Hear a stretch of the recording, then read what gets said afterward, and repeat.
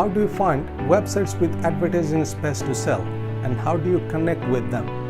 Well, that's where display advertising networks come in. Display advertising networks are like a middleman, connecting businesses who want to advertise with websites with ad space to sell. Say you found a specific website you wanted to advertise your podcast on.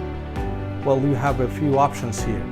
First, you could contact the site directly to work out the details, and that's certainly something that happens.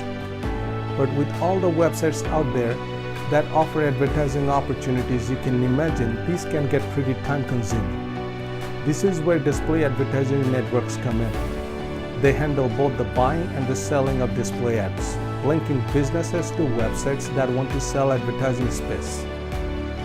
Another way to think of it is as a marketplace that brings businesses and websites together, helping manage the transactions. There are quite a few of these networks out there, like Google Display Network or Yahoo, and they offer different features. But there is a few things all of them have in common.